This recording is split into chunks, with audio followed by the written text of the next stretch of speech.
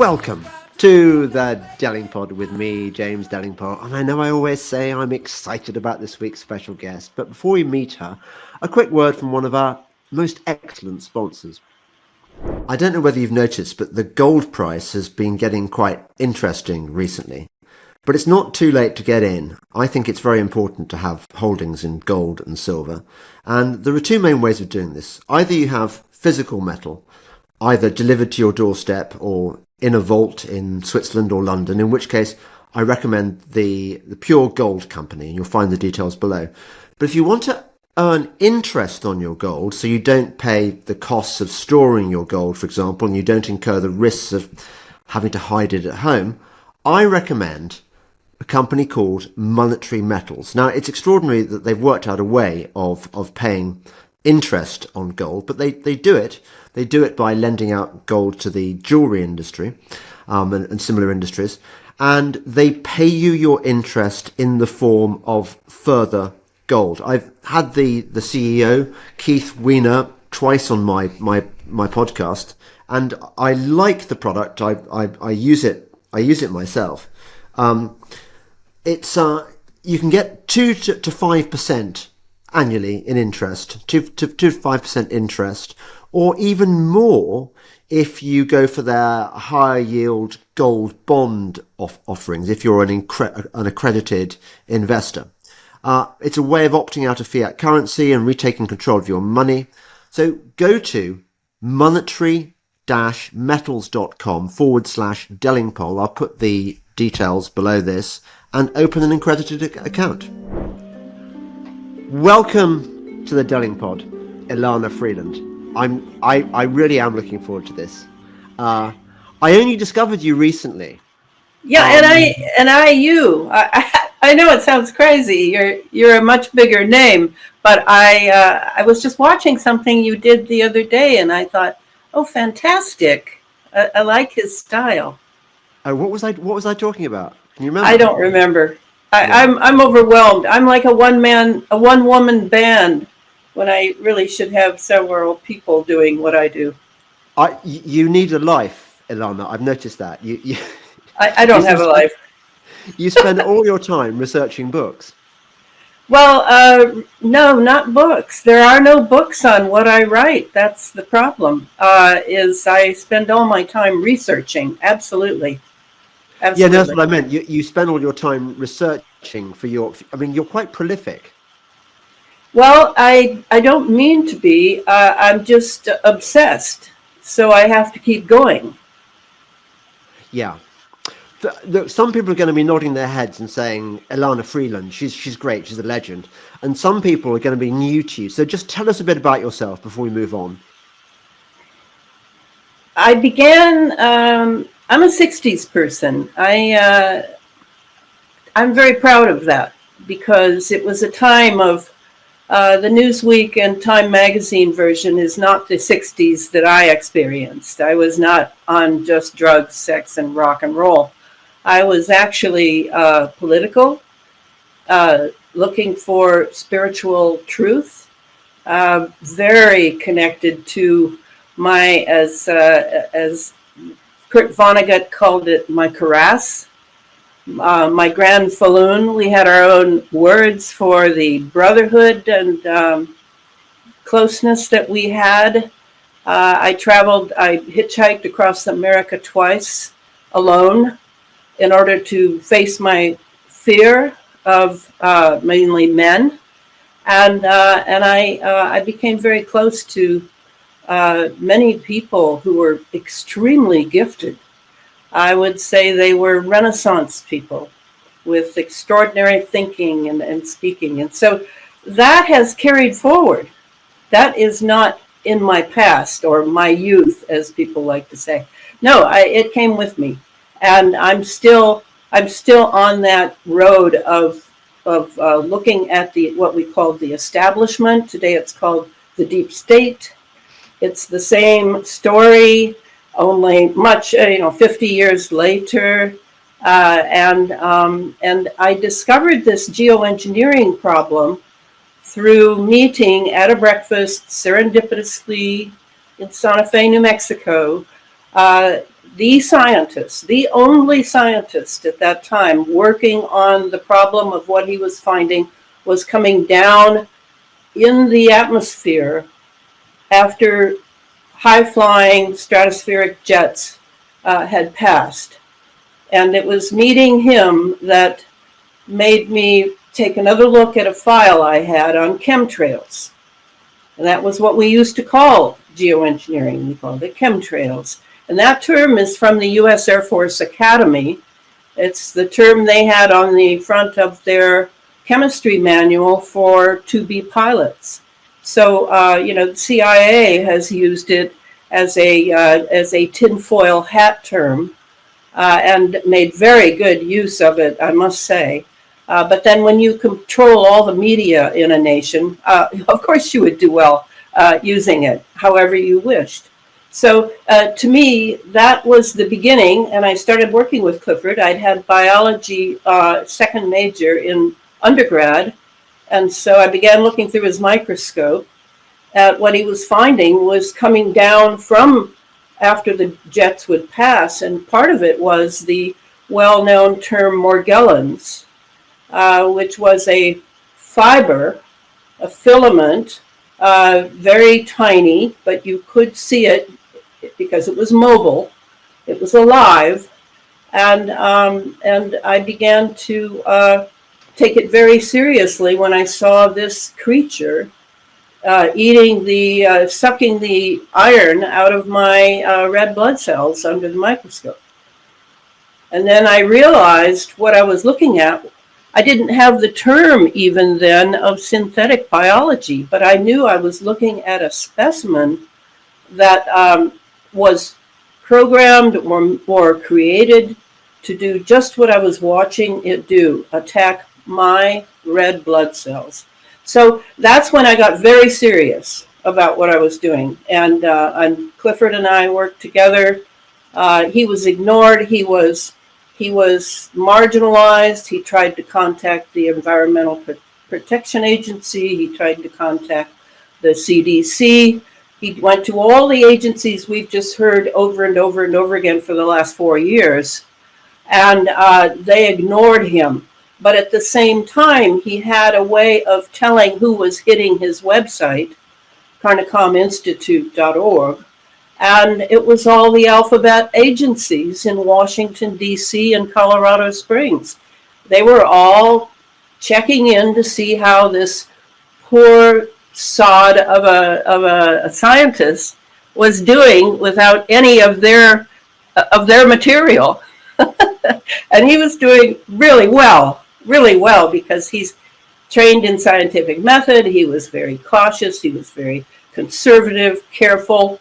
It was no conspiracy theory to him. And it didn't take long for him to realize, as he was also using I believe it was a Van de Graaff to measure the atmosphere and what was going on in the atmosphere at the same time as he's seeing this obviously biological, to some degree, pathogen, to see what was going on with the atmosphere, and the atmosphere was being changed.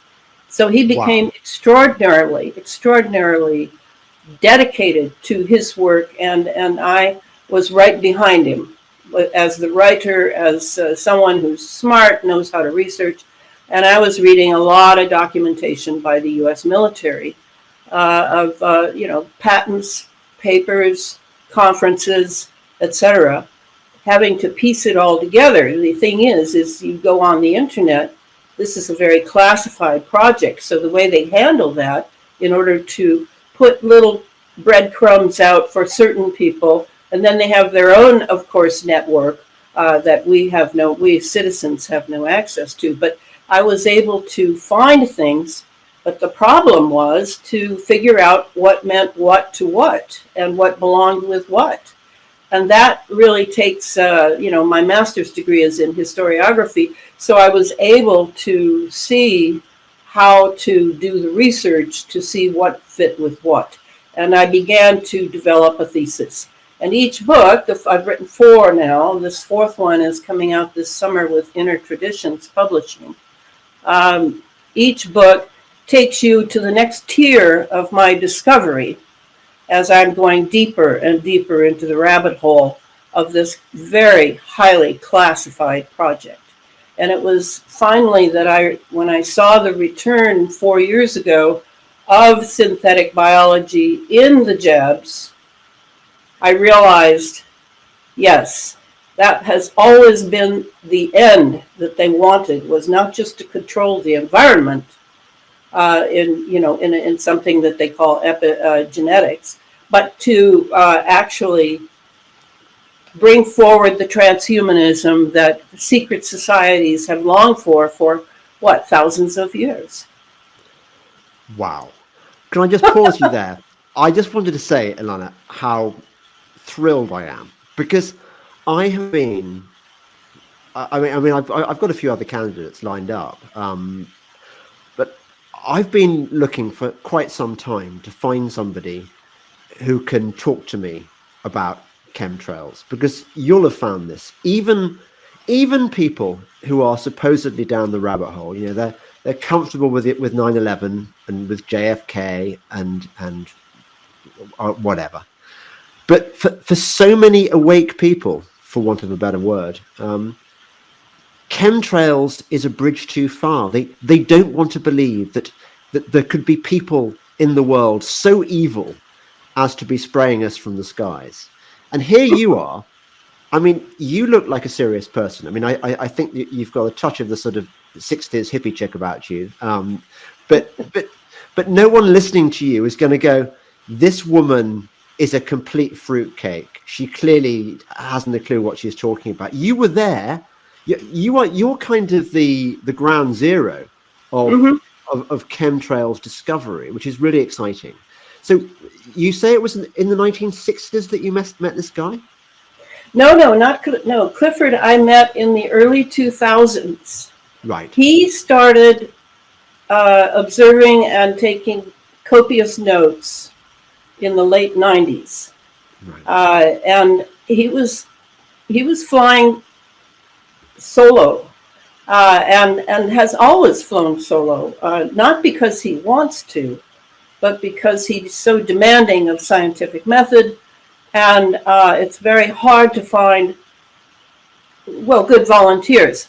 I've been pretty much not working for him, but working just behind him, because I recognized early he was the guy to follow, to see what he was coming up with. And now the fantastic news is that he attracted the attention through the last book I wrote, Geoengineered Transhumanism, that came out in 2021.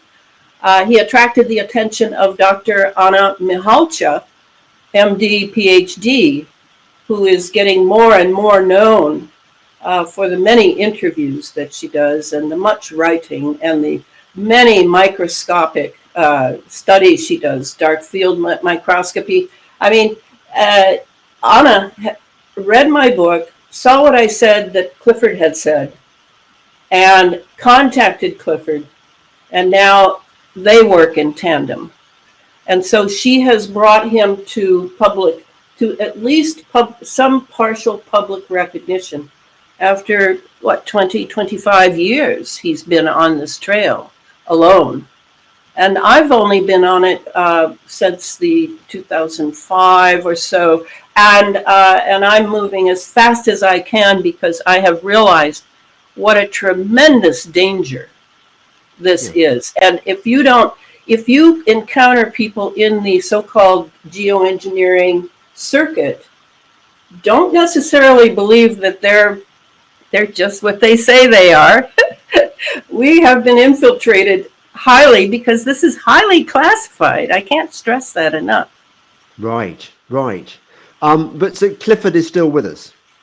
Oh, yes, he's working away. He's got his papers up. And again, I remind people, it's at Carnicom, CARNICOM, institute.org.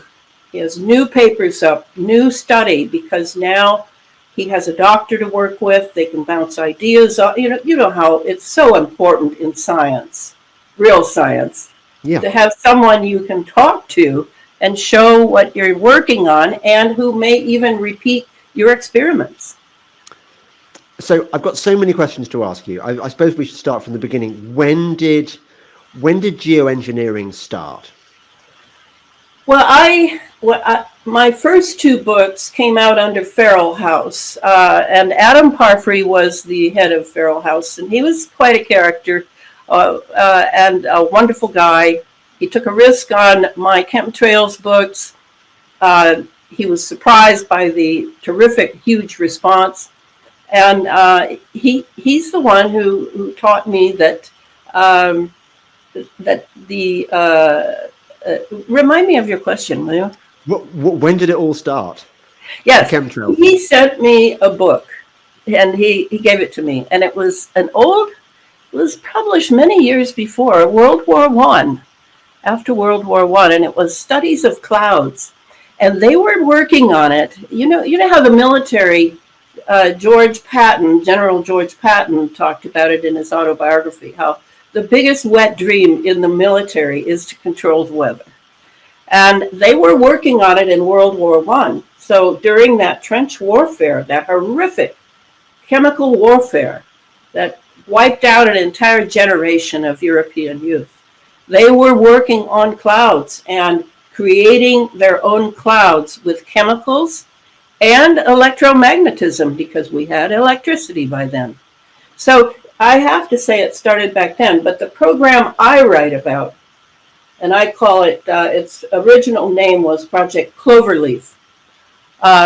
That has been going since for about 20 years. And it depended upon HAARP, the High Frequency Active Aurora Research Project, the whole HAARP instrument of phased array antennas. It depended upon conquering that problem in the atmosphere. And they were able to do that. HAARP, by 2014, was in charge of and controlling absolutely the ionosphere that surrounds the Earth. And that's crucial to running a program, a global program. This is not cloud seeding I'm talking about. Cloud seeding is something you might do locally, or maybe even in a swath of geographic area. And it can be done tailored to the person paying for it or the agency. But no, this is an AI program that is completely international, and it needed HAARP. It's not, that was an ionospheric heater.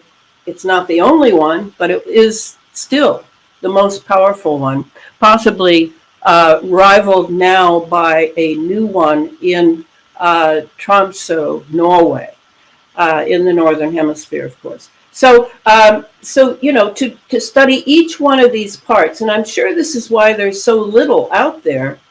That is, I'm the only one publishing.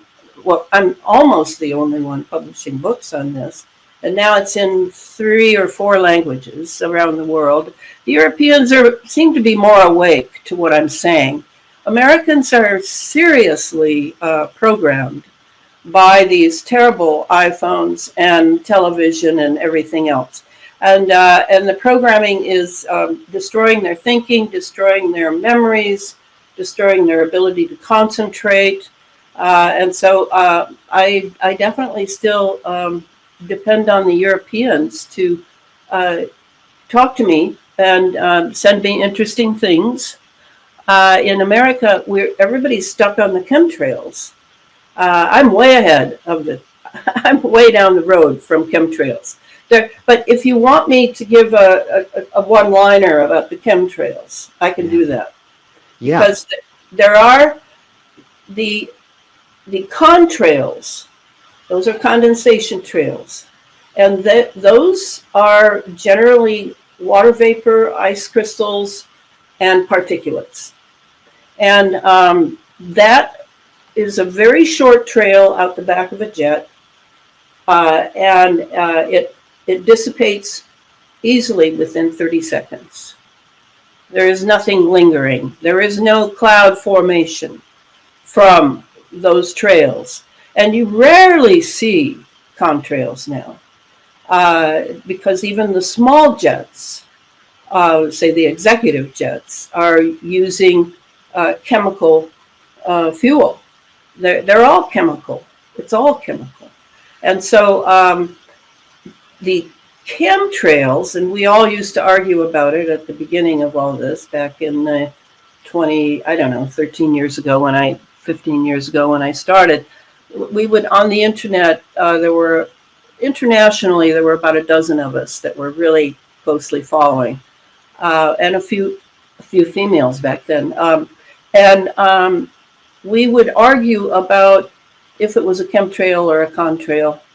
But the chemtrails, you can tell they're chemtrails because they will actually start several feet from the back of the jet, from the combustion chamber. And then it will be a long trail, like if you were walking on a winter morning and it's really cold and you're breathing, you know how that comes out in that steam, and then it dissipates very quickly. Well, in this case, it doesn't dissipate very quickly. It's a long trail because it's chemical, and it's been tweaked by electromagnetics. So that's how I was thinking when I realized what was going on, is then it creates this cirrus cloud cover. But the next little nut to crack was to realize that this is not really clouds up there like yesteryear. It was much more because of the chemicals and the electromagnetism. So what it really is plasma. We have a plasma cloud cover now. And in fact, I could almost say that our entire atmosphere is filled with plasma. Now, this is plasma physics, would be what looks at this and gauges it and measures it and all that sort of thing. But the clouds that you see in the sky, I don't think, but I can't prove it in a court of law, but I don't think I've seen a real cloud in decades. I think I'm looking entirely at plasma. And plasma is it's a very well-funded experimental program going on now in our atmosphere, now that our atmosphere is utterly ionized all the time. It never lets down. They keep the particulates are coming out the backs of jets. They keep it pumping in. You notice that it's always coming. I hear from people who say, "Oh, we had blue sky today, Elana." So I guess they've stopped the chemtrails. No, they'll start up again.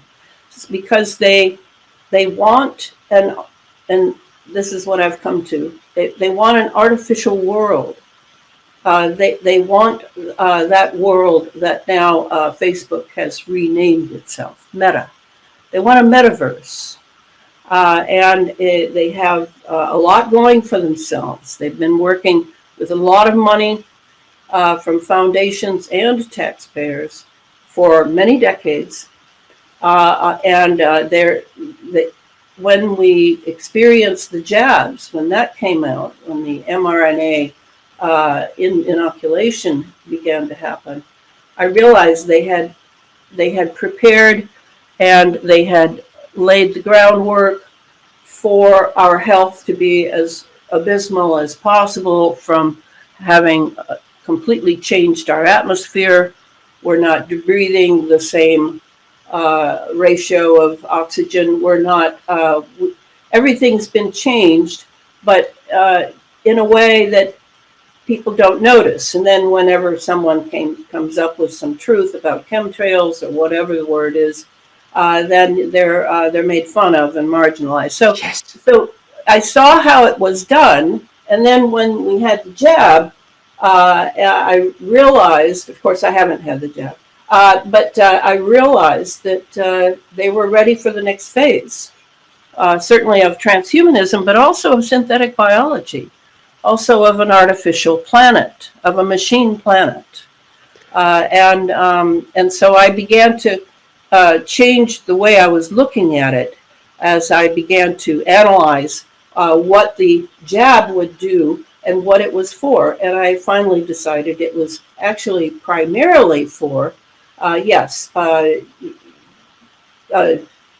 inoculating us with all sorts of synthetic biology forms that they've come up with, but it was primarily to inject the software into us by which the nanotechnology that we have been breathing now for going on 3 decades, these nanobots, they're all in our bodies, they're in our brain, they can go beyond the blood-brain barrier easily. Now the software is there so that they can run not just the Bluetooth connectivity, but also they can program the nanobots from a distance for a transhuman or a hybrid transhuman race. And I would say that the people who've had all the jabs are the actual race, the first transhuman race. It won't be the last. And they're in process now, and they're being very carefully monitored by satellite. If you remember, the satellites all went up in concert with the jabs. And it was all incredibly wonderfully planned. I mean, it was just phenomenal. And then the rest of us are hybrids. You know, we have titanium hips. We have we have insulin going into us from a distance by precision or medicine or telemedicine. They can control your blood sugar from a distance, and you know, we have all these things that are already in place, and people have accepted them, and those are the hybrids. So that's about as far as I've come. I just finished the 4th geoengineering book, in which I'm looking directly at how the geoengineering works with the synthetic biology, and my emphasis being on the geoengineering. That's a book by Intertraditions called The Geoengineered Transhuman. And now I'm beginning the other book I've contracted with them for, which is the next phase of the story, where I'm looking directly at synthetic biology and the transhuman dream or nightmare, depending on which side of it you are on. I'm going with nightmare, Elana. Before we go deeper into that nightmare, I just want to backtrack slightly. So, the chemtrails that we see in our skies, I mean, tiresome regularity these days. It's extraordinary. It's so obvious that sometimes they mock us by doing an X shape, for example. I mean, anyone with eyes to see knows that is not a natural. That is not a contrail coming out of an aircraft going to a holiday destination. It has to be someone mocking us. But is it being done by passenger jets, or is it being done by specialist spray planes, or what? Well, originally Project Cloverleaf was being done by some military jets and passenger jets. They would make the pilots sign non-disclosure agreements, and they were very serious about it. And then the next phase seemed to be that the release of the chemicals, besides the detritus coming out from the jet at the back, there seemed to be an alternate system going on, because sometimes if you look at some of the footage of people catch on their cameras, you'll see that there seem to be two releases on each wing, and then there are 2 or 4 coming out the aft of the jet. So there's a lot of ports through which the chemicals can be released. The thing to think of is, where do they get the chemicals? Well, how interesting, because depending on how you categorize the industry of chemistry, you'll see that it's really big pharma. Big pharma is involved, has been all along. just like it was back in World War I. You had, you had some very big corporations even at that point. So, it'll come out, and then it'll go into this cirrus cloud cover, this ersatz cirrus cloud cover, and then we're all down here like, oh, they're protecting us from the sun's rays. They're protecting us from whatever, and it just you hardly ever see it in the news. So you get an old idea that it's really just about solar radiation management, and you don't go any further than that. And that's what I'm pressing forward, is that this is about a lot more than solar radiation management or spreading sulfur. Whatever they come up with, it's a cover story, because it's really about what I'm saying. It's about, there's a trail you can follow. Okay, no, I'm really interested in where you've ended up, but I want to sort of go on the journey to get there first. So, you're saying that the pilots are complicit? They have to be complicit. They couldn't be doing this stuff by accident. Well, they're complicit to a degree, but now it appears there are two things that are new, and that is where they may not be using the jets, the commercial jets, because it's such a burdensome thing to get all the NDAs from all the pilots.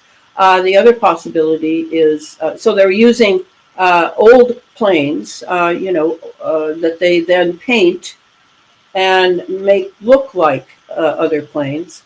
They have already made it where they can fly, and you can go on those wonderful programs on the internet to see the trail of the jet and its arrival and departures and that sort of thing, but not chemtrail, not those carrying the chemicals. You won't see them. They're allowed to be ghosts. And then you might be looking at the fantastic cloaking that they have now, where you can't see the jet, but if you had some infrared glasses or something like that, you might be able to see it, because it's flying, but you can't see it. So they've developed it. They've developed the delivery system to where they're not. They even have a patent for a chemical trail that you can't see at all. So there are many things that have happened. Right. I mean, one of the things. So I'm leaping ahead slightly, but we may as well lay this ghost to rest now. One of the things I often hear from people on our side who think of themselves as being reasonably skeptical is they say, look, I can't believe, if whoever they are, were doing this, they'd be spraying themselves as well. Why would they do that? They'd never do that. So I don't believe in chemtrails for that reason. Well, yeah, let's take a really close look at that instead of a breezy look. Talking about people who, in my guess is that they are involved with many other people like themselves, perhaps in secret societies, perhaps in a pilots association, just a corporate association, where you need to have certain types of thinking in order to get in and stay in, and other types of thinking need to go away in one way or another. So that exists, and so when they're thinking up their story for what this is, some of them know that they're breathing poison, and this is going to affect their children and their unborn children and everything. Most of them don't. Most of them are told another story, and they love the money, they love the stature. Maybe they're afraid. They're afraid of some of these people because they do notice that some people just die when they start to speak out about this sort of thing. So that's going on. And then, of course, they're going to have the state-of-the-art air processors. They're going to have state-of-the-art water. They're going to have the best that money can buy for surviving this. They're, it's the ones who are putting up with it for the sake of the great dream that the brotherhoods, in my opinion, I'm very up on brotherhoods, and that seems to be, and it's terrifically popular in the U.S. as it is in UK. So that too is there. They are supremely dedicated or under duress to go the mile in this. So that's how I look at it. That's how they can do it. It is extraordinary, isn't it? That it's so obvious now to anyone with eyes to see that this stuff is happening, and yet not a single politician in the UK has even countenanced the possibility that it might be happening. I'm sure it's pretty much the same in the US, apart from, is it Tennessee, which has passed a law supposedly banning geoengineering? Yes, and the following week they were pummeled with tremendous storms and had flooding conditions throughout the state. So, I knew that they would pay for that because they did pass it in both of their houses. That's a done deal. But that's just the beginning. You're going to face what it really is. A lot of people don't really understand what's controlling this. So then you fall into the conspiracy theory realm where they're talking about the secret societies and brotherhoods and things. And you and I both know, I hope, that your country and mine are completely run by secret societies. I can say that at NASA, the name of that is the Saturnalian Brotherhood. I can say that the rest of the country is completely run by Freemasonry, as is your country. I've read Stephen Knight's books about your country, and I think he's absolutely right. And then his death was very suspicious. So with this idea of secret societies, you're looking at something, at least I know, because I'm a student of Rudolf Steiner. I've been a student of Rudolf Steiner ever since I was a Waldorf teacher, 40 years ago or something. And if you have that wisdom that the occult truths are hidden from the masses, but they are by no means not believed and by no means not used, then you'll understand how these things happen. But otherwise, you're going to just be bewildered. It's not what it seems is the name of the game, and so you have to have a bit of a different kind of thinking that you apply to this, and not just all the factoids. Like Jim Lee is very good at that in climateviewer.com. He's very good at the factoids of how it works, how this works, how that works in the delivery system. That's very useful. But that's just one part of this. It's not the entire thing. Do you trust Jim Lee? I wonder whether he's giving us a sort of partial like he's kind of a limited hangout. Limited hangout. Yes, that is exactly. I love Jim. He's very sweet. I've known him all these years. We've never met in the flesh, but we've had many phone calls, and we've been on a couple of shows together. If I meet someone who just wants to know about how the mechanical nature of this program works, I would send them to Jim. Right. But for anything more, no. Okay. And he knows that, and he will do what he will do with it, but he behaves like a limited hangout. Yes, he does. Okay, well, maybe I'll talk to him about it sometime, because I am interested in the delivery mechanisms, but I'm also very interested in what you're saying. That I think another problem that people have believing in the whole chemtrails thing is that they don't want to accept that they live in a world where this thing can be going on with the acquiescence of their politicians, of their newspapers, all these checks and balances which they've been brought up to imagine somehow preserve their security, have sold the past long ago and allow these nameless, shadowy forces to spray us like bugs.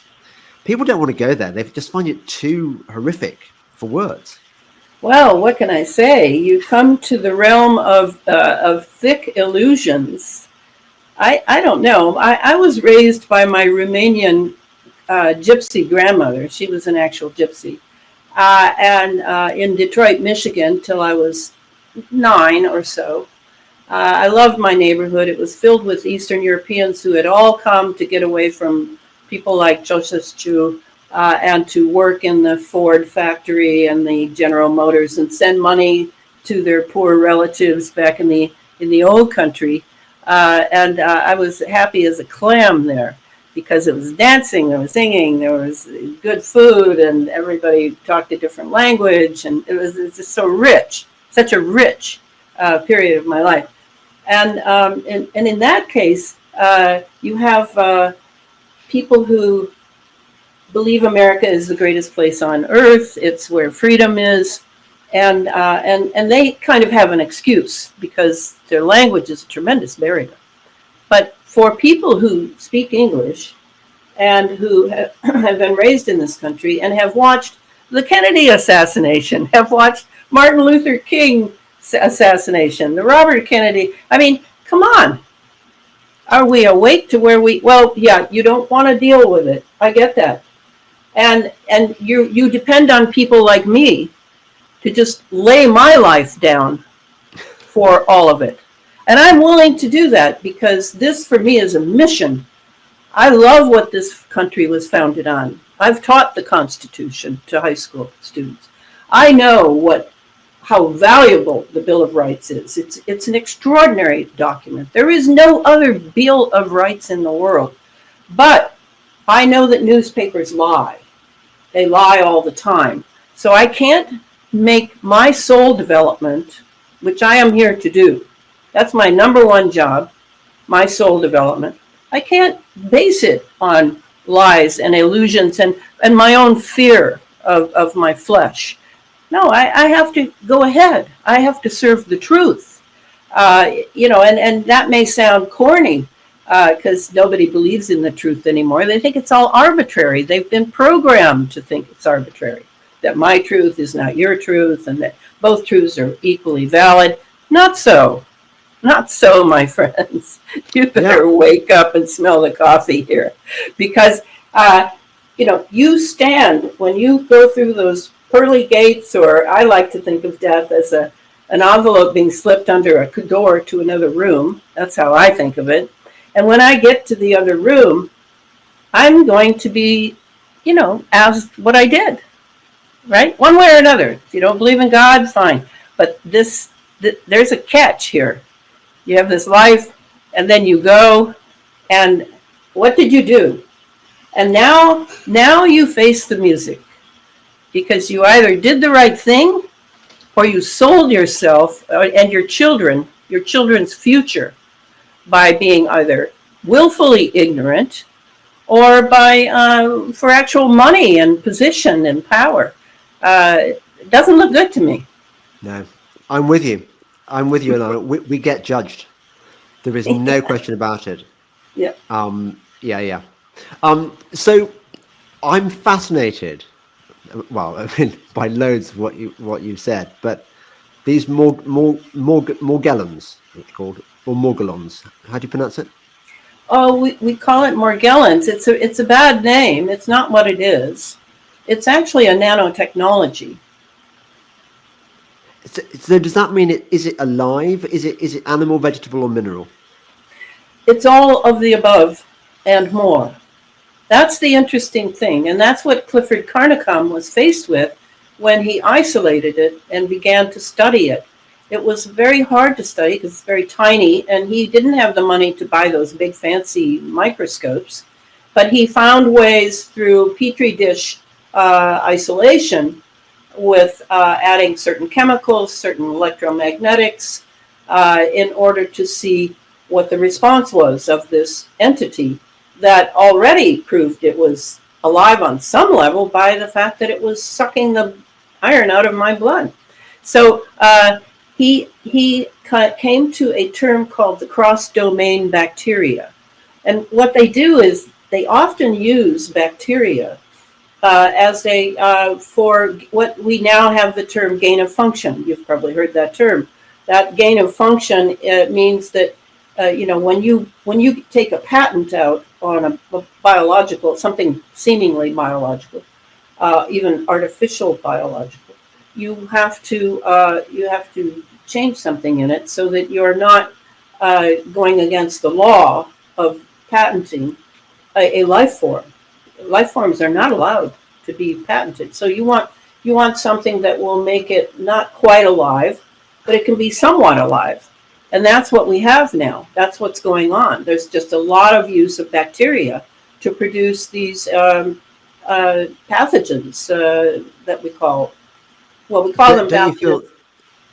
Don't you feel reassured that these people are so keen to stick within the letter of the law? Don't you feel so much safer? Well, and are they going to check every patent? Then you find out that the patent office in the United States is run by Serco, one of your corporations that is eating everything on Earth and gobbling it all up and running it. Yes, Serco runs our patent office. Can you believe it? Well, yeah, I can. At this stage, Elana, I can believe anything, actually. So these Morgellons, they've been spraying us for the last 15 years? 20, yeah, I would say since the late 90s. Okay, so it's the late 90s. And presumably these are crawling around our system. Yes, they are. In all of us. What, yes. Millions of them? Or thousands? Anyone who breathes. That'll be, I've done that before. Quite a few of our listeners, I imagine, will be in that category. So because I tell you, I have all manner of health problems, and I don't want to bore you with them, but I really feel like I'm facing an uphill struggle just to keep sort of basically okay, as opposed to getting better. Yeah. And I dedicate so much of my life to taking potions and pills and trying to adjust my diet and live as healthy as I can. But it sounds like these things aren't exactly helping us. If they're sucking on our iron. No, they've been. The environment has been made, and I stress this again and again. This epigenetic approach to the environment. That's what it is. Epigenetic. It's a wonderful word they're just introducing to us, but it's where you use the environment to make an actual genetic change in the inhabitants of a place. That's nice. That's being done. That's what all this stuff I write about is about, because they're undermining what I have chosen to call human 1.0. The actual God created human, the real creation. Yeah. And they're undermining, just like with your health. Now the time you have to spend figuring out your health and dealing with your health is time you could have spent doing some other things, opposing this takeover of the planet, takeover of the human being, blah, blah, blah. That's why they make us sick. That's why medicine, and I've lived in England for 3 years. Your national health is a complete sham. What? And is to keep... How can you say that this is our national religion, Elana? I know it is. I cannot have an American Iranian. Everybody thinks that it's so wonderful, so wonderful. I've never had health insurance because I studied Chinese medicine. It's 5,000 years old. It's much wiser than, and I don't mean just drinking herbal teas. No, Chinese medicine entails using yin and yang, which is acid and alkaline. Balance between the two, and how you eat and how you cook and that whole thing. So for me, the investment in my health in my 20s, which is when I studied all that, I thought I was going to be a Chinese medical doctor, has paid off in multiple ways because I'm 70. I'll be 77 next month. You're looking good on Unbelievable. it. You are Huh? looking good on it. Everything works fantastically because I invested in my 20s in eating a certain way and not going to doctors. No doctors since I was 13. I don't do doctors. They're trained to be practitioners of semi-health so that they can keep their business going, so they can keep those riches tumbling in. You know, admittedly, your national health doctors don't become rich like ours here do, but it's still the same thing. It's a business model. It's a business. Let's be clear. And so I don't trust the business. I don't trust the people who serve the business. I don't care how great they talk about humanity and, blah, blah, blah. No, you have to take, and I think that's one of the wonderful things that I'm hoping for with this 4 years that we've spent in this new health, is that people are going to go, no, I'm not going to do that anymore. I'm going to find another way. I'm going to experiment with my own health. I'm going to listen to people I consider wise who don't have necessarily medical degrees. I mean, some doctors are very good, like Anna Mihalcha, this doctor I've gotten to know pretty well. She's wonderful. She's devoting herself to letting people know, but she is medically trained by the American Medical Association, one degree or another. So I'm very cautious of those things. Not this judgmental. I don't mean that. I mean cautious. And you go in a hospital now, be highly aware, hopefully you'll read my books, that you are entering a 5G and 6G environment. And that in itself should cause you great concern. Just that. Wow. So let's why do so many people die in hospital? Well, yeah, somebody could be killing them, but it could also be the 5G, 6G. I mean, I don't know. And I'm cautious. Actually, this makes sense to me. Can I just ask you a quick question? Completely unrelated, well, almost unrelated. I went to Hong Kong last year, and I've spent pretty much the whole time feeling really, really rotten. Especially in certain, I'd walk down certain parts of the street and feel extra rotten. Was that the 5G and the 6G, do you reckon?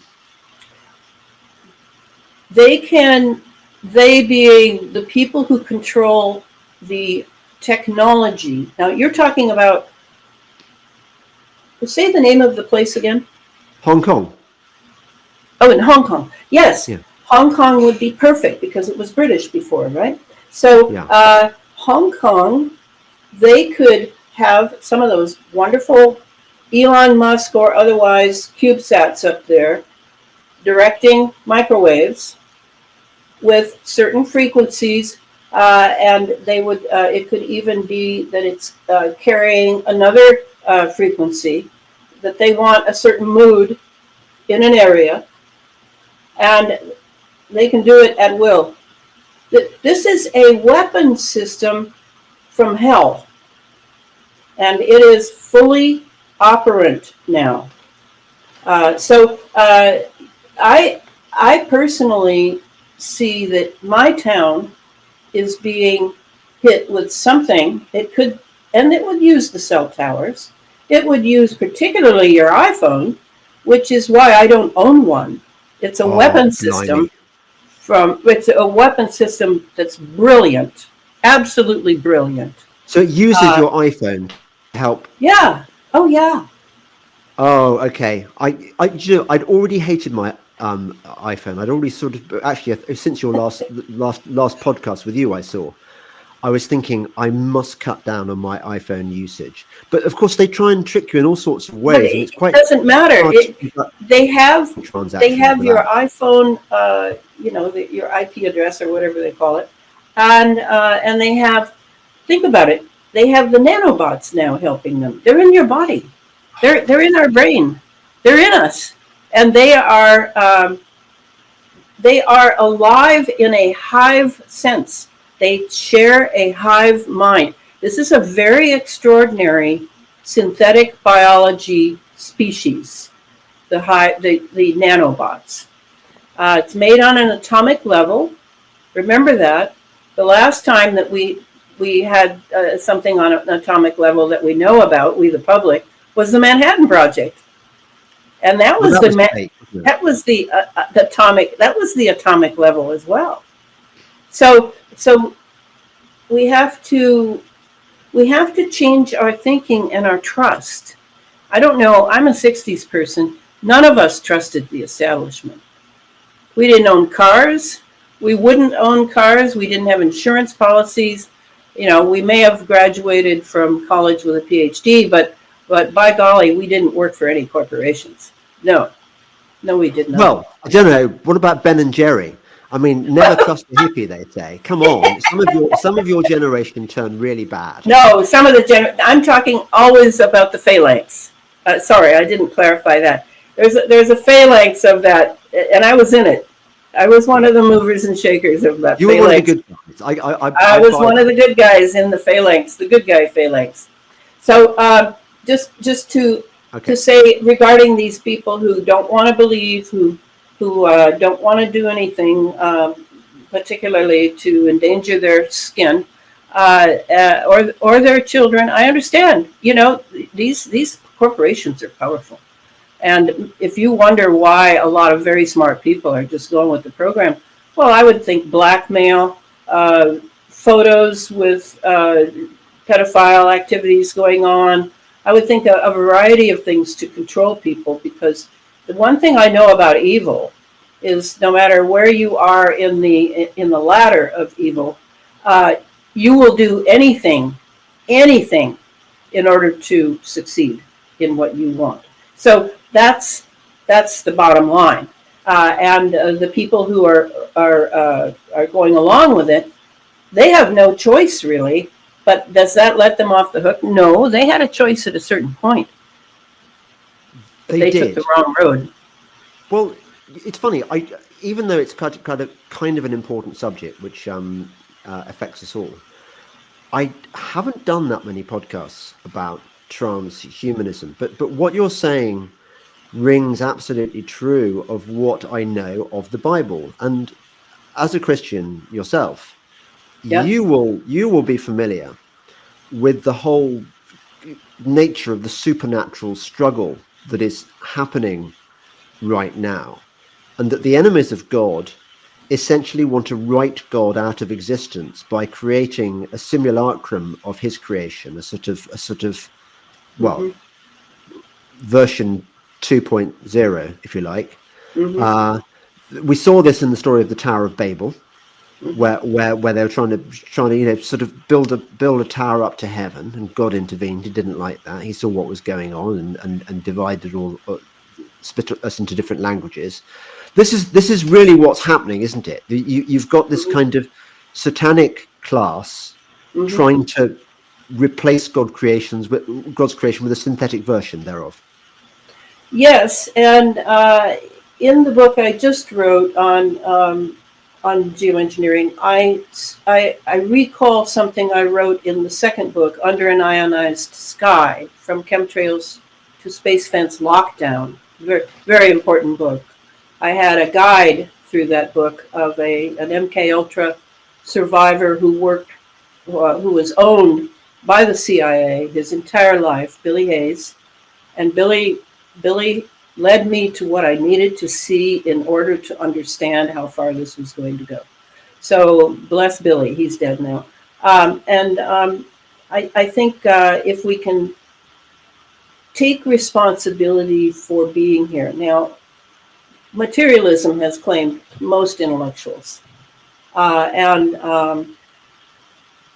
don't know, rather than stand around and figure out who to blame, let's just accept that that's true. And for them, the idea of God, the idea of the divine, is all sort of laughable to them.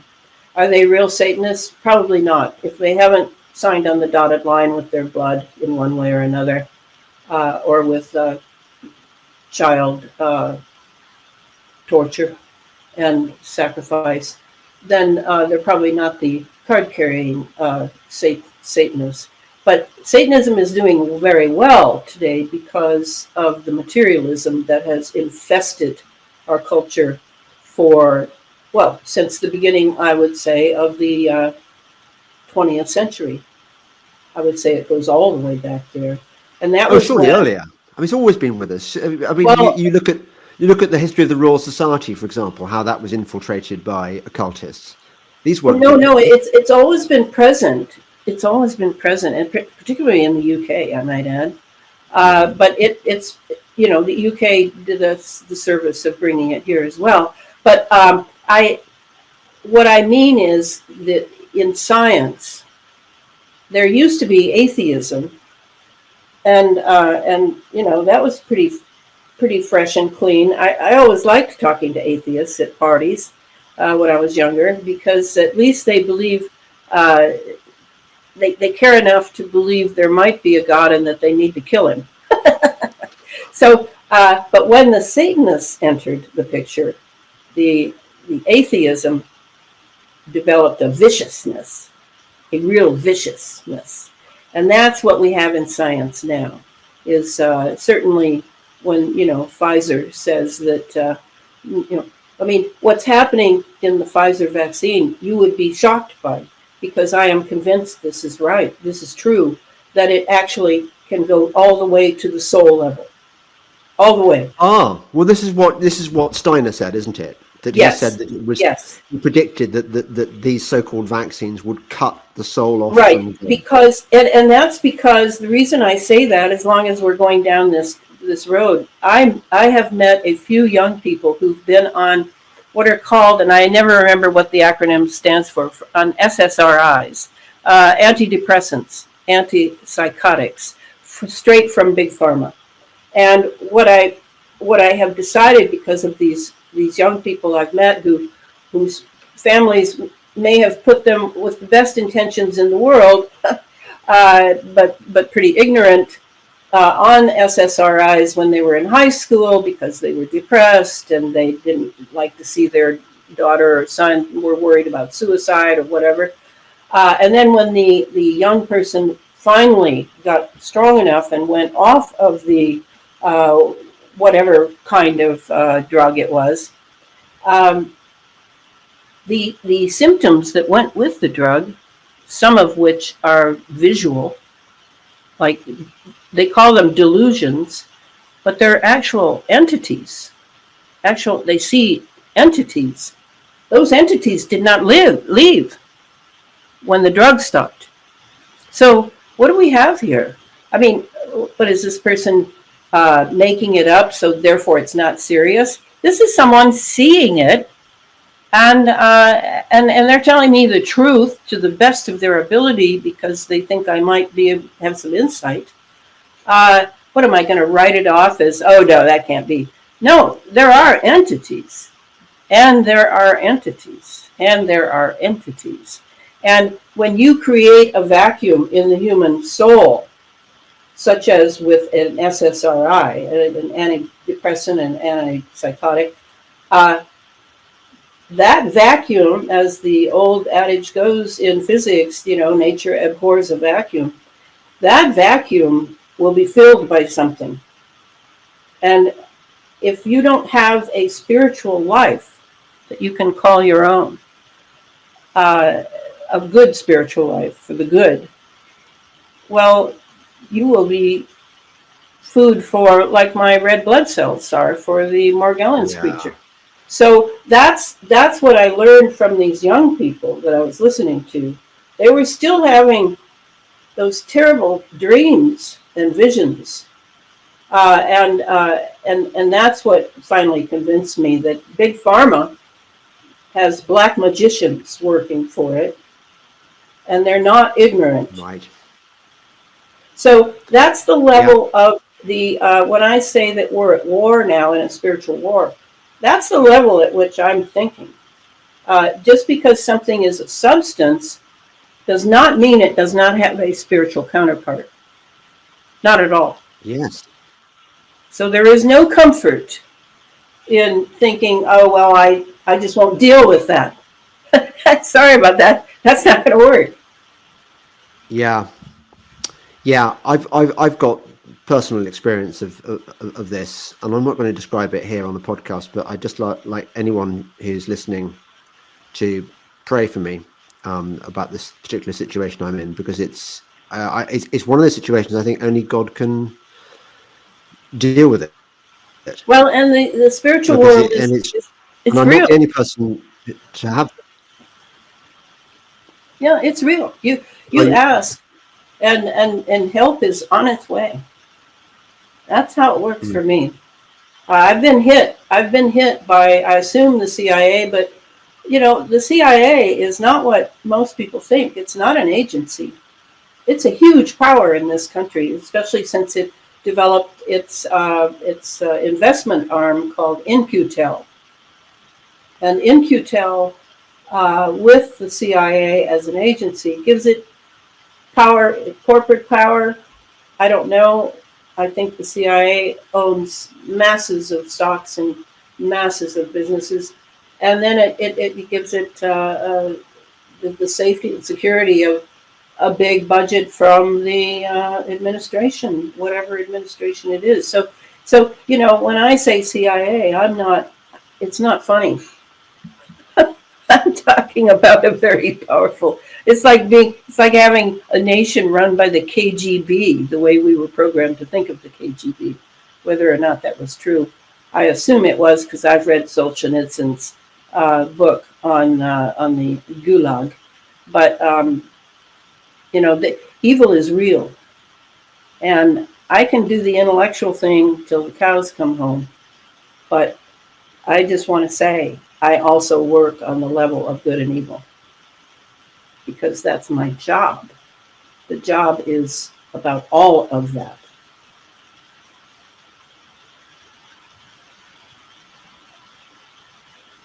I think I just lost my partner.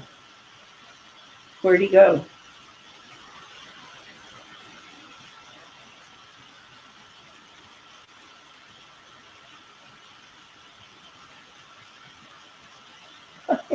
Well, I'll go ahead.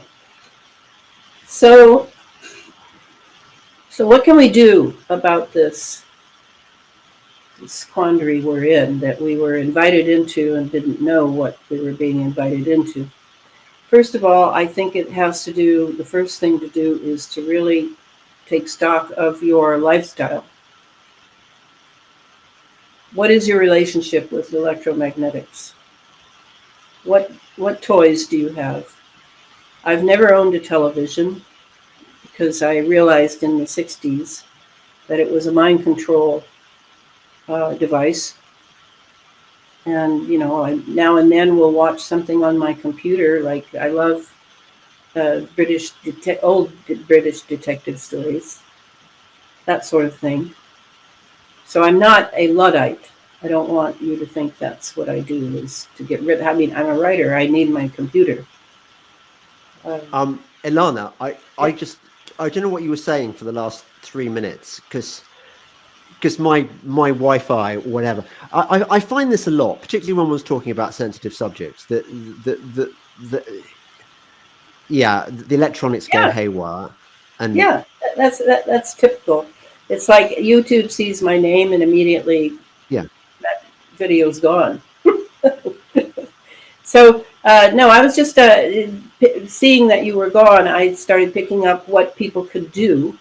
And the first thing I recommend is that they take stock of all their electromagnetic devices and really consider which ones they absolutely need, and get rid of the rest.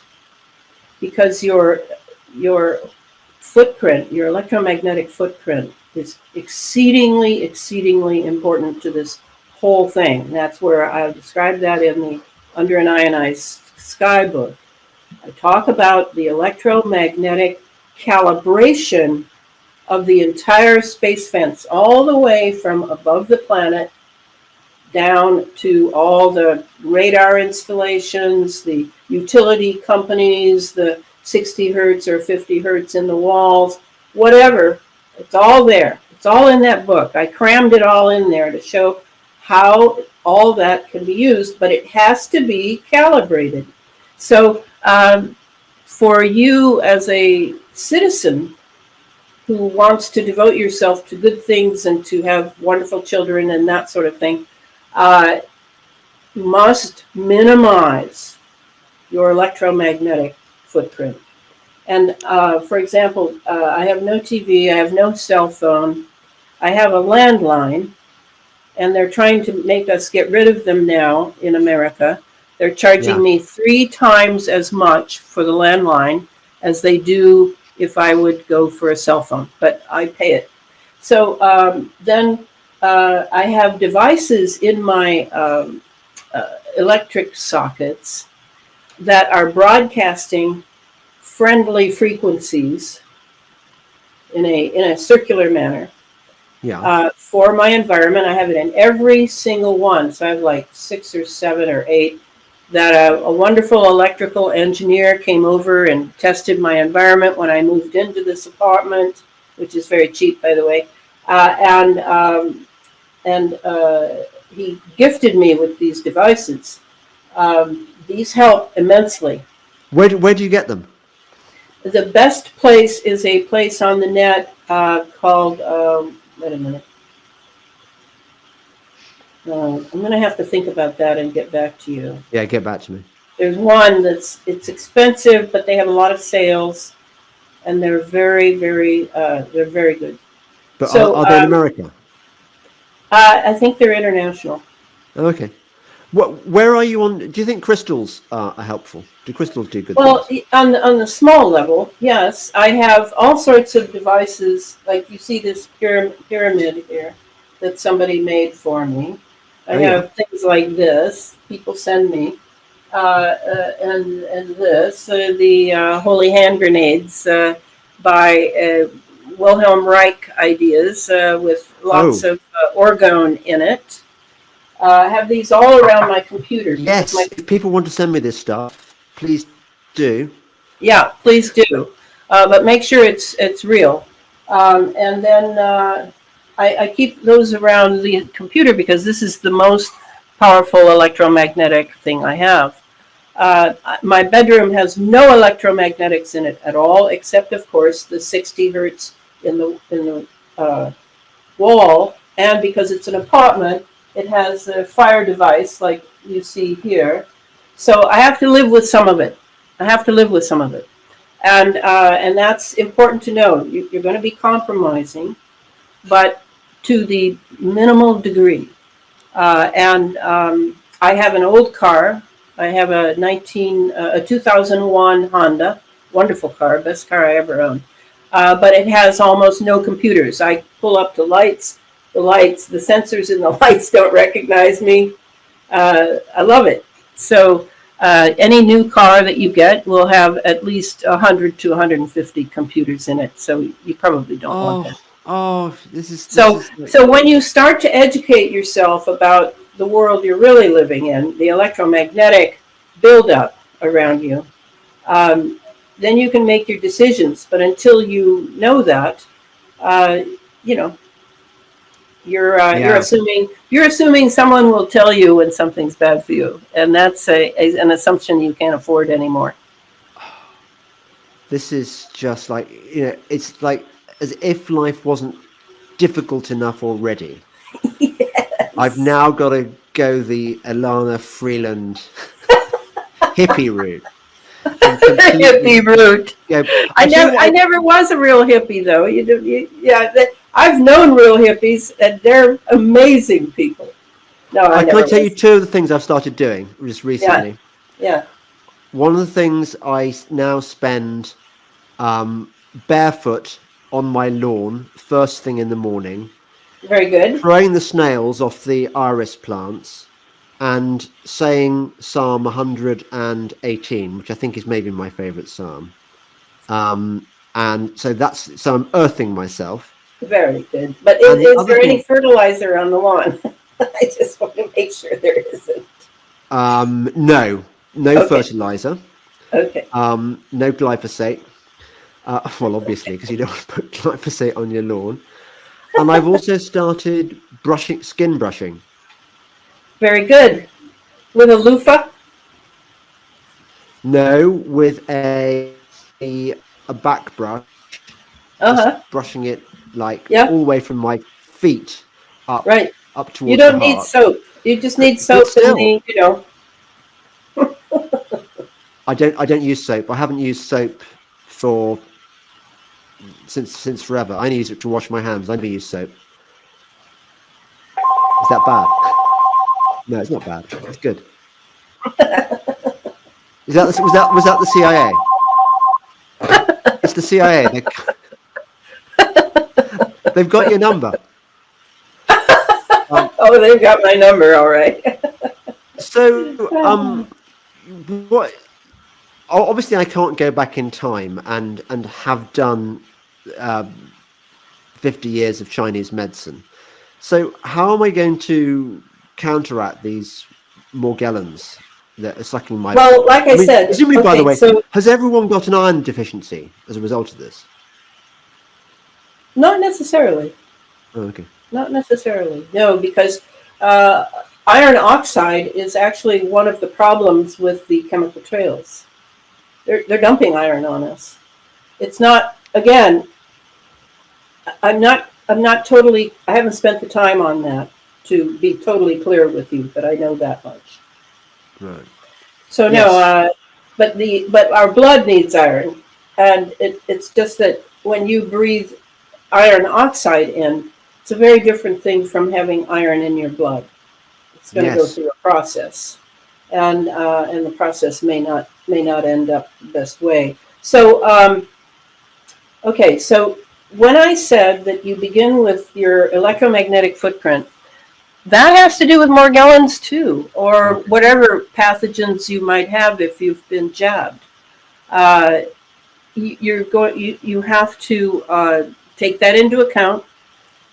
Morgellons loves electromagnetism because electromagnetism makes acidity.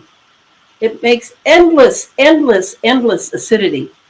And that, of course, is what you find in dead bodies and the very ill. Acidity goes with illness and death. And Right. electromagnetism goes with illness and death. Because there's another force we have in our bodies, as Rudolf Steiner is excellent on this, called the ether, the etheric. And that term was banned from science in the West in the 1920s. They took that away as not important and no way to measure it. That was what they said, that they couldn't keep it because there was no real way to measure it. So it's sort of a spiritual fluff thing. But it's anything but. When the etheric is, as a Waldorf teacher, I know how important the etheric body is. So if we're around a lot of electromagnetism, it weakens that etheric body and our immune system suffers. And we cannot defend ourselves. And of course, that's what they want in this environment that they've built for us, that we take, we call things progress when they're actually cutting us off from the divine. We can't see the stars anymore. We're constantly breathing in these devices that are being run from laptops in Colorado Springs and, what's it called? Menwith Hill in England. This is the future coming for us now.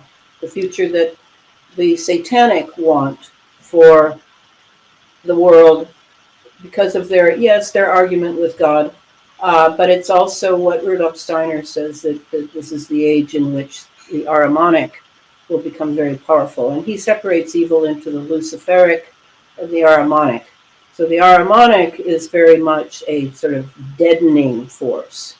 The Luciferic is very much a sort of losing yourself in having no focus and in fear, but a certain kind of fear. And so you have this this, everybody comes to the earth in a different era, and they have to figure out how to live in it. We could all say that wish we lived in the pioneer days or something. Well, they had their own problems. So I definitely was not a technology person before. I've always been smart because I was, in the 50s, they made me skip 2 grades, and I graduated high school very young, and emotionally was a basket case. But because I was smart, they thought that was good enough, and just ship her on, and then I was beautiful, and, that sort of thing in America. Nobody thinks very deeply here. We don't prepare our children very deeply. Big mistake, because now we're entering an era in which we won't be told a lot of technical things. We're going to have to really think our way through, not just find a guide that will slavishly follow, other than NASA, which is nothing but a PR firm. So I think I try to appeal to people to come and join me, because I can't do this alone, and I'm very happy with the things I write, but I know I'm writing in an era in which people don't read. It's like, you can only read little teeny bits before your concentration is sort of shattered. That's from the electromagnetic environment. So if you control Ah, your electromagnetic environment, you will find yourself getting much smarter. yeah. Although I'm pretty smart. I don't know, Elana. I'm pretty smart. I'm so smart. I'm not sure I need About any more yourself, smartness. but about yourself. Yeah, yeah. I know you're smart. No, no. I was joking. This all sounds good advice. Elana, you've made me think that you're so interesting that I'm going to have to get you back on the on the podcast. You're a great discovery, and I'm delighted to have made your acquaintance. Um, And yours. You're quite wonderful too. oh, I love you. Now, I remember on the last time I heard you speak, you made quite a passionate defence of Steiner, and I'm open-minded on the subject. I know a lot of my sort of my Christian. there's a section among my Christian following who Yeah, think that Steiner is essentially an occultist, and yeah. that he has that his take on Christianity is Which of is course they don't know at all. They just hear that trigger word, occult, and they think yeah. evil. I understand that, but I'm here to tell you Mm, that the reason that Steiner was killed before the end of his time at 64 was because he's a Christian occultist. He is a Christian occultist. He knows exactly who Christ was, and he knows exactly how he had to prepare people for just the era we're in now, 100 years after his death. He died in 1925. So please make no assumptions because someone is an occultist. I'm not good enough to be an occultist, but I know occult things. And all occult means is hidden. They're hidden mm. things. Now, the Satanist has an occultism that is not mine. I do not subscribe to a satanic occultism, but I do subscribe to a Christian occultism that gives me details about how to fight this war. And Christians are fools to be turned away by a trigger word that they've been programmed with. They don't want you studying people like Rudolf Steiner because you may find out how to fight this war. This is a very serious war.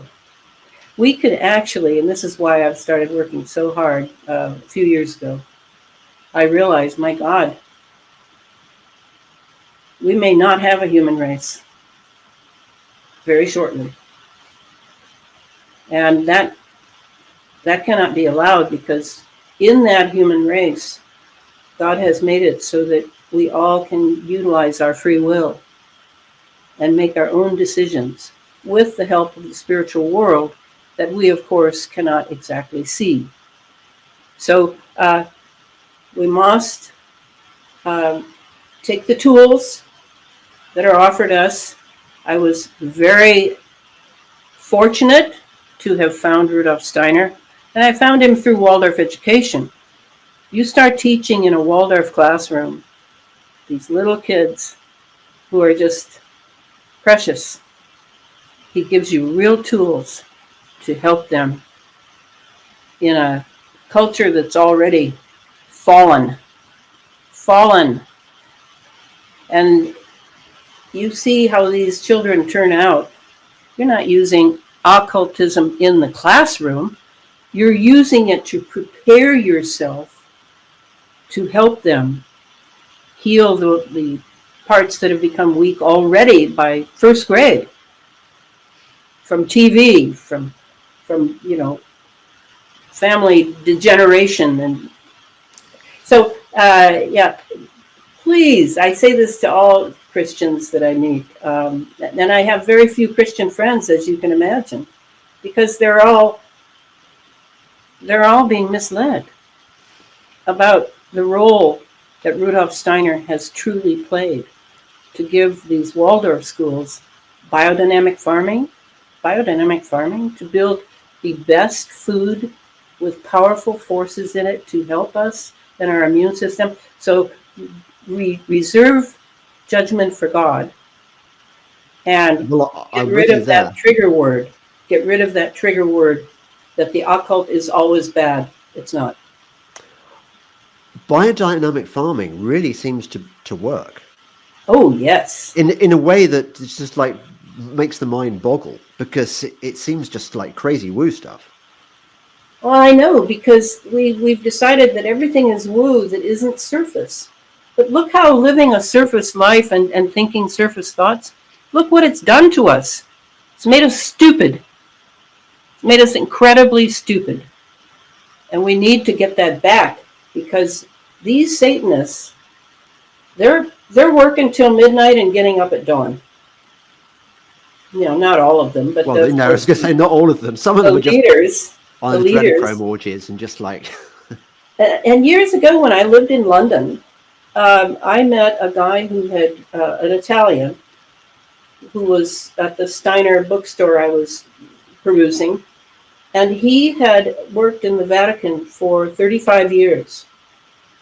And he's the one who taught me that the Vatican even, and this would be the Black Popes, I would assume, the Black Pope and the Jesuits, that the Jesuits read Steiner daily. Well, shoot. The bad guys are reading Steiner every day, and yet hardly anyone in America knows about Steiner and the powerful tools he has to offer us. What has happened here? Something not good. What, as a Steinerian, I mean, what's your explanation as to why it is that some of us are awake and most of us aren't? Because I'm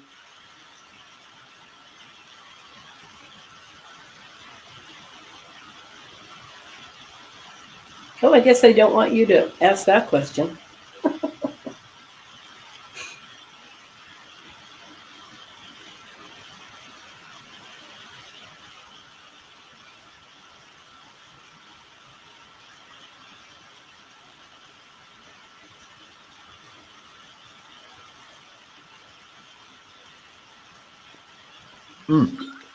I'm back. Hey! Yeah.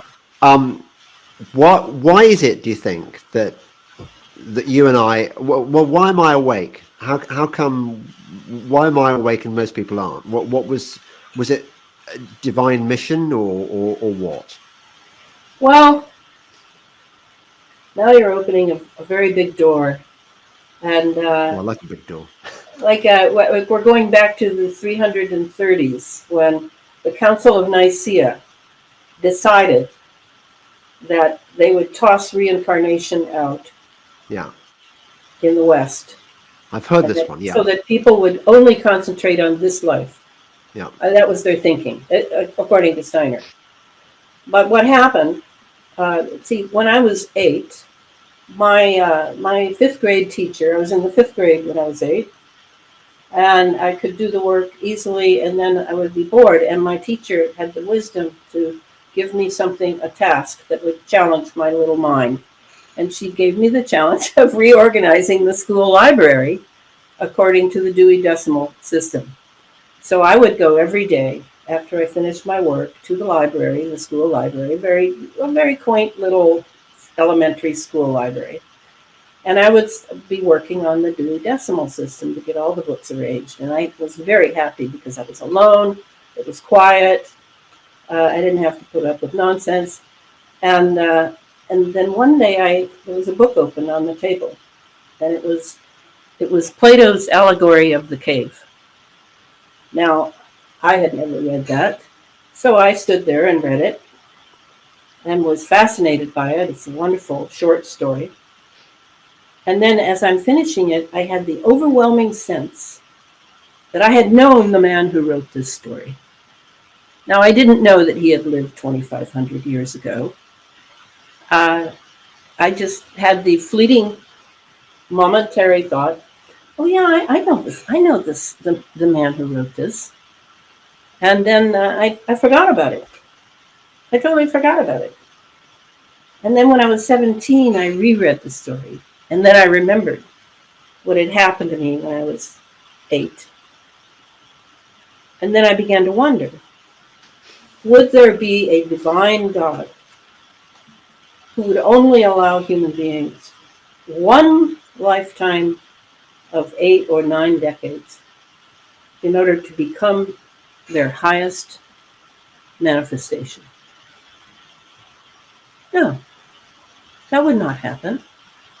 Not a good God to give people just one little moment. No, it was because people were identifying with their body. I don't identify with this body. I love Elana. I think she's pretty cool. And she has developed quite well from being very challenged. But this is not all there is. So why are there people who are awake and people who aren't? Well, I'm sure it has something to do with that. With how many times we've been here, how much work we've done on ourselves, how willing we are to put aside all the appetites and the desires and the strokes that we're getting from other people and follow our own vision as to what we should be doing here in service to humanity and the divine. Boom. Seems to me that I've already done a lot of work, but I got a rocky start here. And it took until I was 45 for me to remember some very important things that happened to me when I was a child. From my U.S. Navy intelligence father, I might add. But once I was able to remember that, I was free. I was free. There's a whole other can of worms. The U.S. naval, I mean, that's normally a tell, isn't it, for wrong'uns? It's like the worst. So was he a baddie? Huh? Was your dad a baddie? Yes, he was. He was a chemist, a very brilliant chemist, a brilliant man, very abused and used, and he did the same to me. And so for me, I had to find my way out of what he almost literally inserted into me, and to liberate myself for the work I really came to do. But I didn't know he was Navy intelligence. No one in my family knew that until I tried to get car insurance for being a Navy brat. And the woman looked up his record to see when he was discharged and said he was never discharged and that his records are sealed unto perpetuity in Washington, D.C. So did I know that before when I was starting to do a lot of conspiracy theory type of research on why the United States was going down? I had already started all that. Well, I think intuitively in my spiritual self, I knew the path I had to take in order to find out where I had lost my way and to heal myself so that I could continue the work I came to do. Right. Unless, of course, Elana, you are actually a deep, deep, deep cover counter agent. Because your cover's pretty plausible, but With I the just hippie? know the children of intelligence people, they're just like, I mean, what's that guy? What's he called? Top Well, they're tier. all, Um, huh? Tate, Andrew Tate. He's his dad was CIA. You know, there's just like my dad was not CIA, so you can totally trust me, and he wasn't on my side either. Oh, I love it. Thanks. I just love, laughing. Thank God we can laugh, you know. Can I just say, Ilana, I mean, I don't know what, obviously, I would be in enormous trouble with all my Christian brethren if I even gave a hint that I was sympathetic to reincarnation. But if I would like to say, if I am a reincarnation of anyone or anything, I was definitely a horse in a previous life. I just that's Aren't they the anomaly in my wonderful? life. I can't explain. Why am I, who live in a non-horsey family, no horses at all. We don't do horses. Why am I into horses? Not in a Catherine the Great right way, but why do I Yeah. like horses? Well, I think you ought to read George Patton's autobiography. I read it. I'm a huge fan of General George Patton. And I get Rommel said he was the greatest general he'd ever faced on the battlefield. So what he said, if you read his autobiography, he remembers being in the Peloponnesian Wars. He as you remembers. would. If you were, come on then. If you were George Patton, you would kind of choose to have been a general in the. Although He's from a family that had five generals, all having to do with I believe I'm right in this, the Civil War. I mean, he's from a family in which it's military, military, military, military, military. And yet what struck me was that he had no shame, and a great Christian, I might add. He's a great Christian. He had no shame in saying that he remembered fighting in the Peloponnesian Wars. right. You've made me because I'm sympathetic to Patton because he was assassinated by the same people who are going to Yes, he assassinate us, was. Yes, he was. probably. So I'm sympathetic to him, I do like that film Patton Lust for Glory. Very good. Yep. And so yeah, why The wouldn't I want to read autobiography, that? though, it's Is worth it what? reading. His autobiography is worth reading. He's a phenomenal man. But No, anyway, you've no, told it to me. I've I leave you free also to the reincarnation thing. I tend to think that only if you need to remember will you remember. I have never gone to a channeler or any of that new age crap. I can't stand that stuff. No, it came to me fresh as a child. I have always assumed that a good God would give at least some of us, maybe I'm just so special. I don't think so. Uh, give all of us this opportunity to develop on the earth for many, many, many, many lifetimes. That makes sense to me. But you may not need it, so don't worry about it. Don't worry at all. I don't mind that you all think I'm deluded. Go ahead. Doesn't bother I me. think you're lovely. I won't have a word said against you, Alana. I I appreciate won't. it. Now, yes, I'm going to say where can we tell us about where we can buy your stuff and read your books and find your work. Okay, so you can get it all on Evil Amazon. But the book, the Geoengineered Transhumanism, the last book I wrote, 650 pages, that has, I can't remember, I think it's 60 illustrations. You won't be able to get a color copy there. So I highly recommend paying maybe $15 or more than you would on Amazon and get the color copy from a little tiny bookstore out someone's backyard in Seattle. It's called the Rudolph Steiner Bookstore. He carries everything I write. And that's including, I've also written a series. You might be interested in this, James. I've written a series called Sub Rosa America, A Deep State History. It's in a fictional format, but it is basically history of America from the basement, from what has been hidden from us. And it's probably my greatest work, would be how I look at it. But it is, that's out, it's 4 books, 1,500 pages or 1,300 pages, and I highly recommend it, particularly for people who don't really understand what the 60s, what was going on then. Because we were at war with the CIA. We were at war. They were on our trail. We were the largest generation in history. We're known for that. So anyway, that's if you want anything I've written, you could get it at the Rudolf Steiner Bookstore, and you're helping out a very nice guy who has a very tiny little thing going in his backyard. Otherwise, I am beginning the synthetic biology book. It will be a showstopper beyond belief.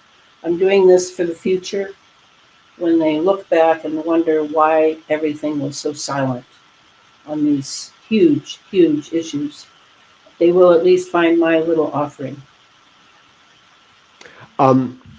And it only remains to me to thank my viewers and listeners. I hope you enjoyed this podcast. How could you not? How could you not have enjoyed this podcast?